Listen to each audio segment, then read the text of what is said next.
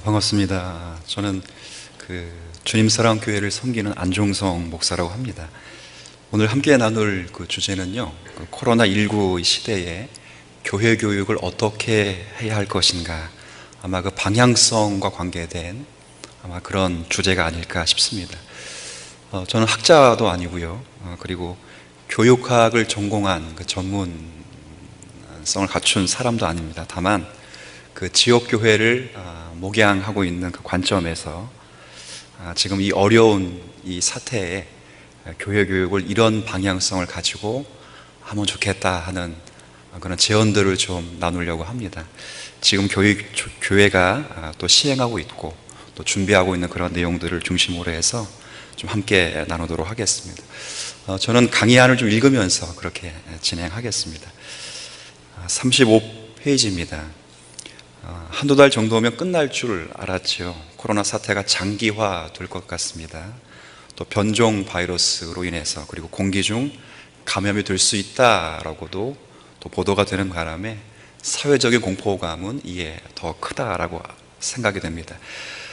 실상 코로나가 진정되더라도 사회 경제적 충격은 우리 사회를 계속 힘들게 할 것으로 예상은 됩니다. 한국교회도 마찬가지고요. 이런 충격에서 자유로울 수 없었습니다. 회집 모임이 제한되기도 했고, 심지어 예배까지 온라인으로 실시되고 있는 현실이기도 합니다. 특히 바이러스는 지금까지 한국교회의 경건을 유지해왔던 주일 성수의 전통도 무기력하게 만들어 놓기도 했습니다. 절대적 가치에서 상대적 가치로 바꿔놓고 만 것입니다. 이런 현상은 교회학교 그 다음 문단, 교회학교의 현실도 마찬가지인데요. 사실은 저희 교회를 보더라도 교회학교의 현실은 더 참담합니다. 왜냐하면 부모의 권위 아래에 있는 자녀들을 회집 예배에서 찾아보기가 굉장히 어려운 시점입니다. 더 안타까운 것은 부모님은 신앙생활을 하지 않는데 자녀들이 홀 믿음을 갖고 있는 아이들이 전부 나오지 못하는 그런 안타까운 현실 속에서 참 이 부분을 생각하지 않을 수 없는 기회가 됩니다. 심지어 다음 세대가 교회 안에서 사라지고 있다는 느낌이 들 정도고요. 당연한 이야기겠지만 다음 세대가 없다면 한국교회 미래는 굉장히 어둡겠다라고 전망이 되기도 합니다. 무엇 하나 긍정적인 부분을 찾기 힘든 상황을 저희들이 보내고 있습니다. 하지만 우리의 삶을 주관하시고 또 그리고 인간의 모든 것을 이끌어 가시는 절대 주권의 하나님에 대한 소망을 우리가 가지고 있다면 또 이런 상황을 바라보면서도 그리 비관적이지만은 않겠다라는 생각을 하게 됩니다. 이런 상황에서도 우리가 무엇을 할 수 있을지, 그리고 진지한 고민을 통해서 실천해 나가기 위해 노력한다면 오히려 이런 위기가 우리에게는 기회가 될 가능성이 매우 높겠다, 그렇게 필자는 생각을 합니다. 마지막 문단, 그렇다면 우리는 이런 위기를 어떻게 기회로 바꿀 수 있을까? 특별히 이런 시대적 변화 앞에서 교회 교육은 어떤 방향성을 가져야 할까? 여기에 대해서 실제 교회 교육에 관련된 많은 전문가들이요, 책들과 컬럼들을 보니까 포스트 코로나에 대한 여러 대안들을 제시하고 있는 것으로 확인하게 됩니다.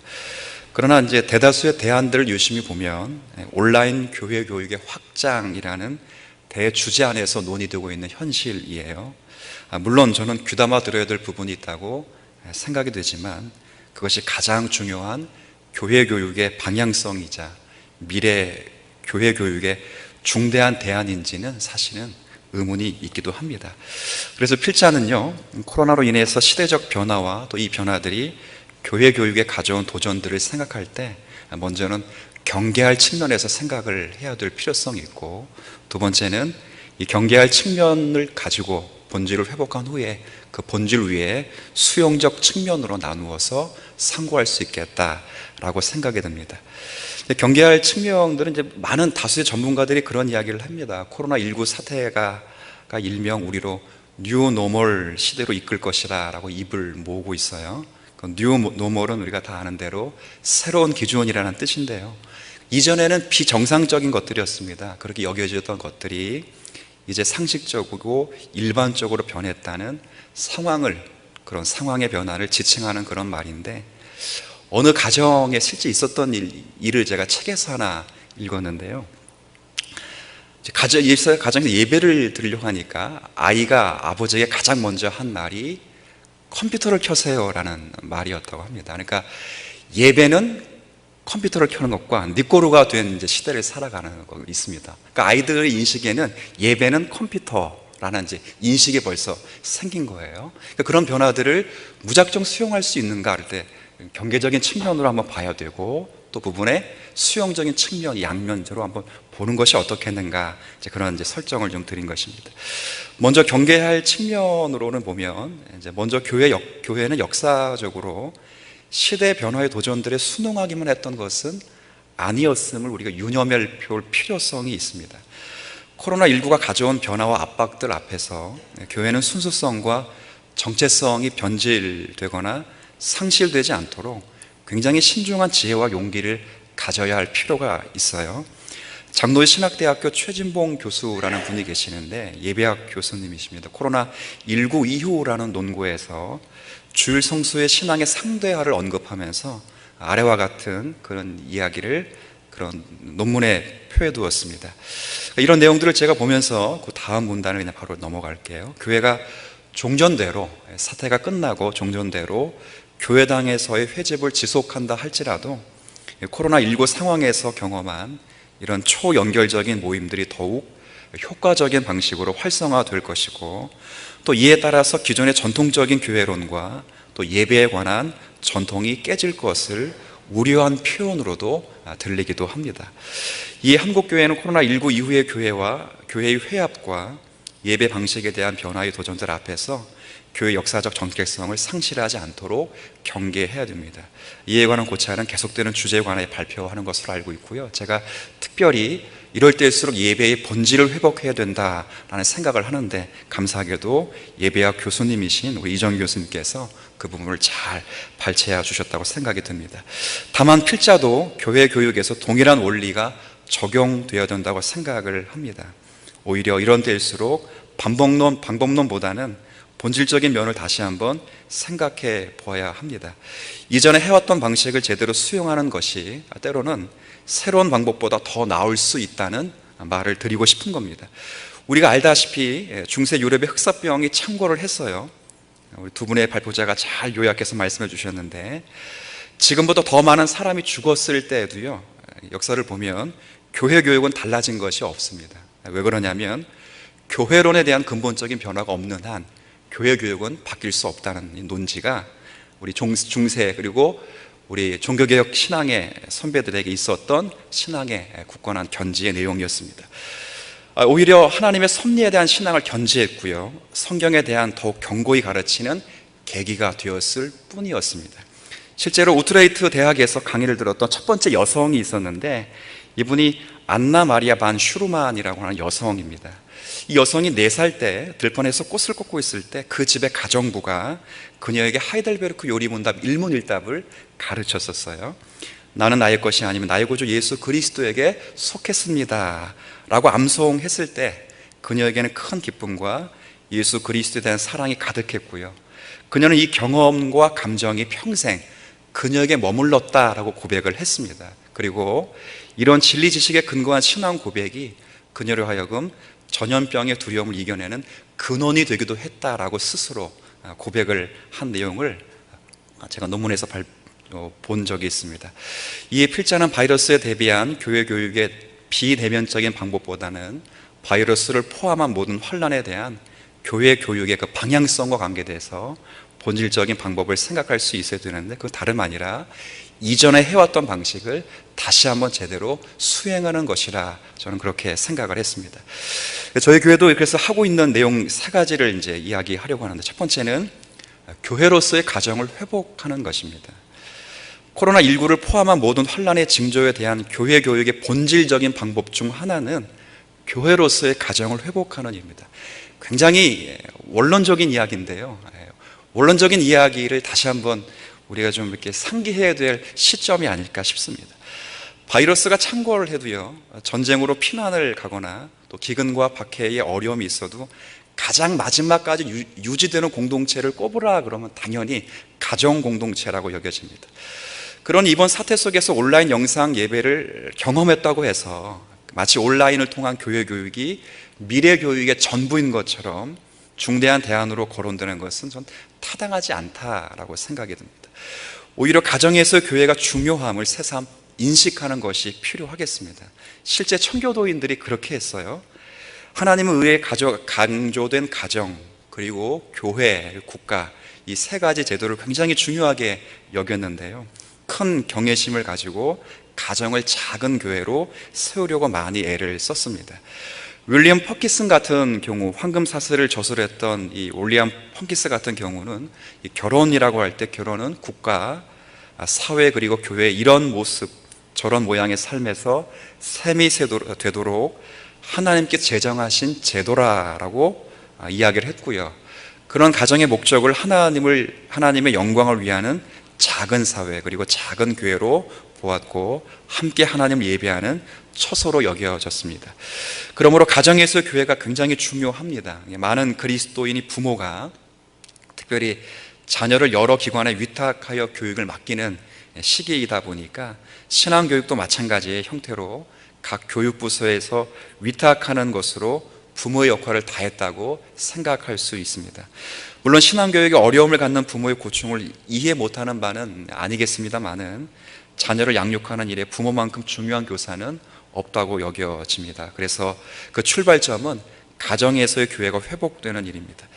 필자는 작금의 현실이 교회로서의 가정을 회복할 수 있는 굉장히 중요한 기회로 받는다라고 여겨져요. 현대의 위기는 대면하에 진행되는 현장에서의 교회 신앙교육을 할 수 없는 현실이기 때문에 이로 인해서 교회 교육의 주도권이 교회에서 가정으로 이동되었습니다. 오랫동안 교회가 주도권과 전문성을 가지고 다음 세대를 교육했고 가정은 보조적 위치에 있었지만 지금의 위기는 상황을 역전시킨 것입니다. 그러니 지금이 교회로서의 가정을 회복할 수 있는 절호의 기회이기도 합니다. 마치 출애굽기 12장 26절의 말씀처럼 자녀들이 부모에게 절기에 관하여, 절기가 무슨 뜻입니까? 그들이 경험하진 않았지만 지키고 있는 그 절기에 관하여 묻는다면 부모 세대들이 반드시 그 의미와 신학적인 내용들을 소개할 것을 모세가 설명하는 본문을 우리가 잘 알고 있습니다. 그 다음 페이지입니다. 그 다음 페이지에서 물론이라고는 그 세 번째 문단을 좀 읽겠습니다. 물론 이를 위해서 교회는 부모 교육과 가정에서 신앙 교육을 할 수 있는 내용들을 제공하는 것이 필요합니다.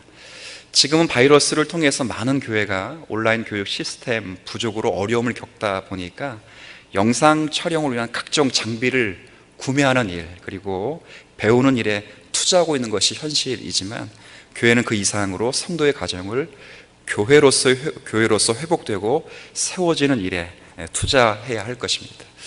첫 번째가 바로 그런 내용이고요. 두 번째는요, 교회로서의 가정을 회복될 때 또 하나 회복되어야 되는 것이 교리 교육을 회복하는 일이라 생각됩니다. 본질적인 교회 교육이 회복된다고 할 때 반드시 교리 교육도 회복되어야 합니다. 교회로서의 가정이 회복되어서 신앙 유산이 부모들을 통해서 자녀들에게 전승된다고 할 때 제가 볼 때는 이를 위해서 가장 효과적인 방법이 뭐냐라고 할 때 그건 교리를 가르치는 일입니다. 개혁지 교회 전통에서는 언제나 부모님들은 가정 예배와 외에도 매주 시간을 정해서 자녀들에게 교리를 문답식으로 교육을 했습니다. 시간의 흐름이 또 시대의 조류가 하나님의 말씀을 위한 교회의 소명을 변하게 하지는 못합니다. 하나님의 말씀은 교회의 유일한 소명이고 이것이 없다면 교회가 이 세상에 존재할 이유가 없습니다. 실제로 하이델베르크 신앙고백에 있어서 중요한 역할을 했던 팔치의 선제후였던 프리드리 3세가 가졌던 그 소명이 바로 이 소명이었습니다. 이 소명은 성경에도 분명히 있습니다. 내 자녀에게 말씀을 부지런히 가르치라는 이 소명 속에서 자녀들이 하나님의 말씀과 또 최고의 권위로 그 말씀을 받아들일 수 있도록 우리가 소명을 받기도 합니다. 이를 위해 가장 좋은 방법이 있다면 필자는 교리 문답이 가정에서 전해지는 것이라 이렇게 생각이 됩니다. 그러니 교회로서의 가정이 회복될 때 함께 교리 교육도 회복되어야 할 것입니다. 칼빈 같은 경우도요. 그 다음 페이지 39페이지입니다. 교육에서의 교리 문답을 굉장히 많이 강조했습니다. 여러분이 잘 아시듯이 제네바에서 쫓겨나고 난 다음에, 그리고 다시 1541년에 제네바로 돌아왔습니다. 그때 제네바 교회법을 제출하였는데요. 그때 어린이를 위한 교리 교육을 그가 시행을 했고요. 그것을 더 강화하기 위해서 제네바 교리 문답서를 만들었습니다. 같은 원리로 교회 교육에서 하이델베르크 교리 문답이나 웨스트민스터 대소요리 문답을 중심으로 해서 교리 문답 교육은 구식 교육이 아닌 변하지 않는 진리를 전하는 가장 효과적인 교육이었습니다. 특별히 가정에서 부모가 자녀에게 교육하는 교리 문답은 자녀의 신앙을 직접 점검할 수 있고요, 믿음의 유산을 물려줄 수 있는 중요한 통로가 되기도 했습니다.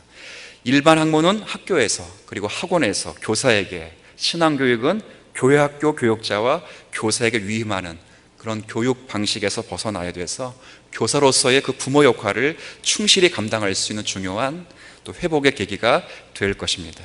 그러나 지금의 시대에는 자녀들에게 교리 교육을 하지 않습니다. 교사로서의 부모 역할을 상실하고 말았는데요.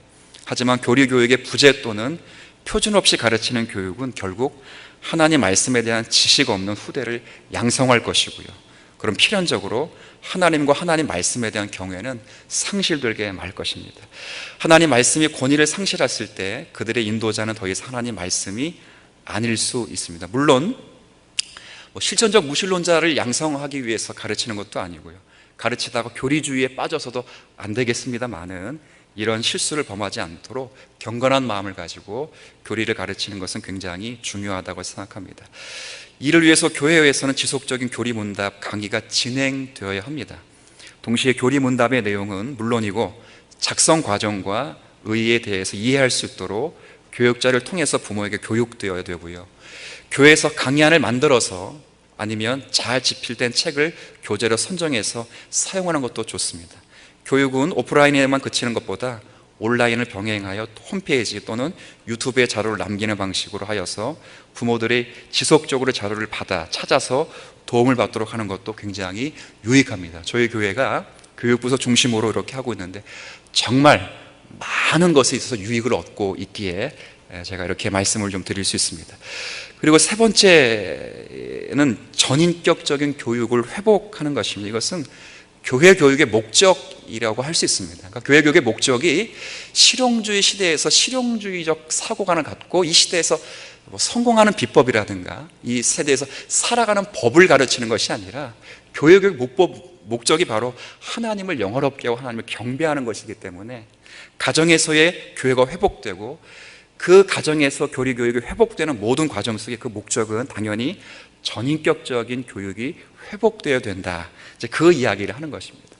우리가 그 다음 페이지 한번 40페이지에 보면요, 두 번째 문단에도 있지요.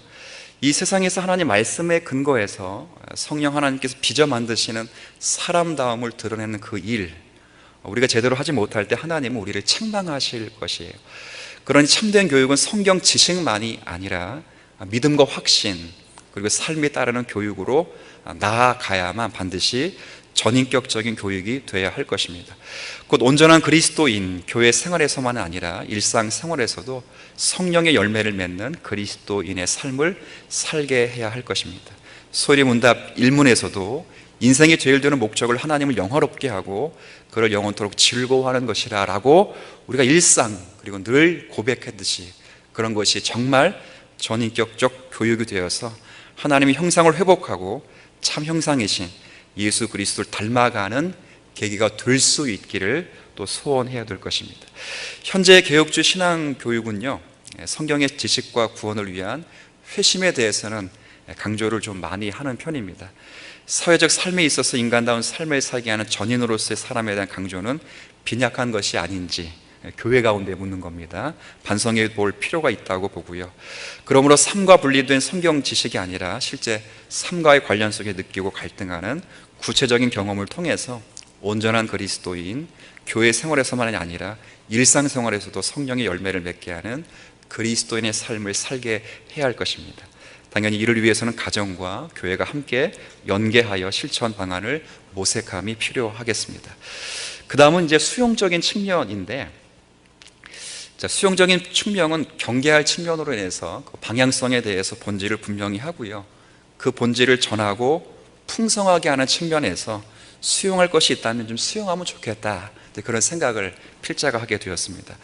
동일하게 세 가지만 이제 저희 교회에서 생각하고 또 나누는 것 세 가지만 전하려고 합니다. 첫 번째는 신앙 훈련의 방법을 좀 다변화하는 것은 이 시대에 좀 필요하겠다라는 생각을 하게 되었습니다. 코로나19로 인해 기대할 수 있는 변화 중 하나는 신앙 훈련의 방법을 좀 다변화하는 것입니다. 우리는 이미 코로나19로 인해서 온라인 플랫폼 뿐만 아니라 실시간 스트리밍과 유튜브 영상 제작을 통해서 신앙교육 방법이 대중화되었다, 그리고 그렇게 전해질 수 있다는 것을 다 느끼고 있습니다. 그 다음 페이지 41페이지도 보더라도 41페이지입니다. 더불어 또 줌과 같은 카카오톡 같은 것으로 인해 다양한 어플리케이션을 통한 의사소통 또한 가능해야 하다는 것도 알게 되었습니다. 그러니까 바꿔 말하면 신앙 훈련의 방법이 다양함을 지금 경험하고 있다, 그 말이죠. 그러니까 이전에는 교회당이라고 하는 정해진 장소 그리고 정해진 시간의 만남을 통해서 신앙 훈련이 제공되었다면, 이제는 온라인 플랫폼을 통해서 시간과 장소를 초월해서 쌍방적 의사소통을 통한 신앙 훈련을 할 수 있는 시대가 되었어요. 어느 교회에서는 화상 신방이 지금 진행되고 있고요. 또 어느 교회를 보니까 화상으로 구역장 강의를 하고요, 공과교육을 가르치더라고요. 그리고 화상으로 성경 공부를 우리 교단에서도 하는 것으로 알고 있습니다. 교회 교육의 내용조차도 방법을 통해서 제공할 수 있다고 생각이 듭니다. 본질을 분명히 했다면 수동적으로 훈련생들의 태도를 변화시켜서 적극적인 참여를 유도할 수 있도록 다양한 변화를 주는 것은 좀 도움이 되겠다라는 생각을 듭니다. 많은 교회들이 발빠르게 움직이고 있고요. 그동안 교회 교육은 아날로그 방식이었지만 이제 그 모양과 방법이 굉장히 변화되고 있습니다. 여러분이 잘 아시듯이 다음 세대는 이미도 태어날 때부터 디지털이 익숙한 세대이기도 하고요. 스마트폰을 뇌의 일부처럼 사용하는 포노 사피엔스 이렇게 불리는 시대입니다. 실제로 목회 데이터 연구소의 그 지용군 대표가 요즘 젊은 세대들 그리고 다음 세대들을 가르치면 이렇게 말했어요. 뭐라고 말하냐면 인간관계를 축소하는 시대라고. 인간관계가 축소화된다. 잘 안 만나니까요. 또 비대면 언택트 시대이기 때문에 만날 수 없으니까 점점 인간관계를 축소할 수밖에 없는 시대라는 거예요. 근데 그러면 그 관계를 누가 대신할 수 있고 대체할 수 있을까라고 하는데, 거기에 바로 스마트폰이 대체한다, 이렇게 통계를 냈어요. 그래서 몇 가지 재미있는 통계가 있는데요. 휴식에 스마트폰을 한다라는 질문에 90%가 그렇게 한다, 이렇게 되어 있어요. 심지어 누웠어요. 잠자려고 누웠어요. 잠이 들 때까지 스마트폰을 만지작거린다가 87%입니다. 또 궁금한 것이 생겼어요. 궁금한 것이 생기면 옛날에는 옆 사람에게 물어보고 전화해서 물어봤는데, 지금은 옆 사람에 물어보지 않고 휴대폰을 통해 물어본다, 스마트폰을 통해 물어본다가 85%입니다. 이미 그런 시대를 살고 있다는 거예요. 그래서 이런 온라인을 통해서도 저희들이 다양하게 신앙의 내용들을 전달할 수 있는 시대가 되었다는 것을 또 우리가 이해하지 않으면 안 될 것 같습니다. 아날로그 전달할 방법이 많이 사라지고 있고요. 그런 방식을 통해서 많은 교회와 또 교육자들이 또 디지털을 자유롭게 활용하는 또 교회가 되기 위해 애쓰는 것으로 알고도 있습니다. 실제로 고신교단의 산하에 있는 총회교육원에서는 각 연령별로 영상 예배를 드릴 수 있도록 영상을 제작하여 교회에 지금 제공하고 있는 것으로 압니다. 총회 이런 섬김은 영상을 스스로 제작할 수 없는 교회에게는 든든한 우군이 아닐 수 없습니다. 또 하나의 변화는 이제 학생들에게도 일어나고 있고요. 또 이런 변화들을 그동안 한 번도 우리가 경험하지 못했지만 사실은 이런 경험들은 이미도 있어 왔는데 이런 코로나로 인해서 급변하게 우리가 경험하는 것 뿐이다 라고 여러분 좀 생각해 보시면 좋겠습니다. 자, 그 다음 두 번째는 42페이지입니다. 42페이지 보면 또 하나 이제 수용적인 측면에서는 우리가 잘하고 있는 이제 소공동체에 대한 인식을 좀 강화하는 것인데요. 제가 간략하게 구도로 좀 설명을 좀 드리려고 합니다. 그러니까 다변화된 교육 방법이 효과를 거두려면, 그러니까 제가 볼 때는 소공동체에 대한 인식이 좀 강화되어야 되지 않겠는가 좀 생각이 들어요. 물론 대공동체를 저희 간구하는 것은 아닌데, 지금은 대공동체로 회집이 좀 어려운 이제 상황이다 보니까 저희들이 소공동체를 강화하는 것이 좀 필요합니다. 물론 각 교회마다 소공동체가 있습니다. 지금도 많이 강조하는 것으로 우리가 알고 있는데, 다시 한번 좀 인식을 강화하고 그것을 양성시키고 역량을 강화하는 쪽으로 좀 신경을 좀 써야 됩니다. 그래서 유대 관계를 형성해야 되고요, 복음 안에서 성도의 교회가 이루어지는 이제 그런 효과를 누릴 수 있도록 강조할 필요성이 좀 있어요. 실제로 저희 교회 같은 경우는 이제 새벽 예배를 이제 드리면 이제 저희가 많이 참석을 할 수 없는 이제 구조이기 때문에, 일단 녹음을 하면 그 녹음한 그 파일을 구역장님들에게 이제 보냅니다. 바로 새벽 예배 끝나자마자 보내면 구역장님들이 먼저 듣고, 그런 구역이 제법 있습니다. 듣고 그 설교의 내용을 요약하고 적용하고 묵상한 내용들을 다시 또 구역 단톡방에 올리면, 단톡방 구역원들이 출근하면서 한 오전 동안 듣고 오후에 다시 써머리를 하고 느낀 점을 내서 제출하는 이런 구역도 생깁니다. 그러니까 원래 잘 하던 구역들이겠지만 다시 한번 교역자들이 또 신경 쓰고 또 저희들이 애쓰면 좋은 교제의 장이 되고 하나님 말씀을 더 증증시키는 그런 역할을 충분히 할 수 있겠다 싶어서 제가 소공동체에 대한 인식을 좀 강화할 필요성이 있겠다라고 말씀을 드린 것입니다. 그리고 세 번째는 이제 시민의식을 좀 강화해야 되지 않겠는가, 이제 그런 생각을 좀 했습니다. 이건 이제 사회적 책임에 관한 이야기인데요. 제가 좀 읽기도 하고 설명을 좀 드리면서 좀 진행하겠습니다. 코로나 사태를 겪고 있는 이제 지금 교회는 신자들이 성숙한 시민으로서 책임을 갖도록 교육해야 되겠습니다.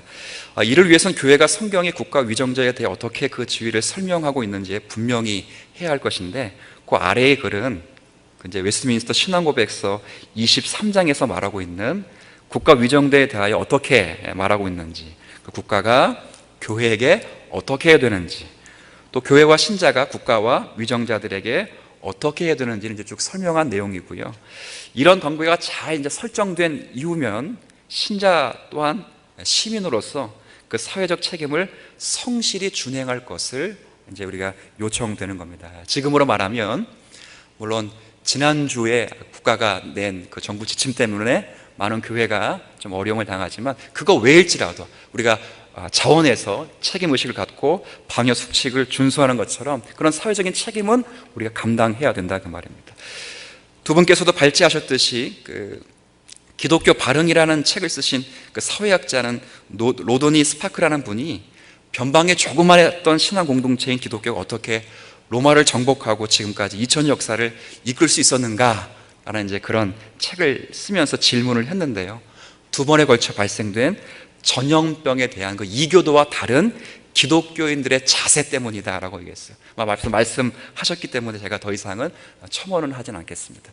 그런 자세가 필요하다는 거예요. 이웃사랑을 하는 관점에서도 사회적인 책임과 함께 정말 사회 속에서 부활의 주님을 아는 자, 죽음을 정복할 수 있는 이 부활의 신앙을 갖고 있는 사람들이 얼마나 이웃사랑 차원에서 그런 역할을 해야 되는가를 다시 한번 생각해 볼 필요가 있습니다.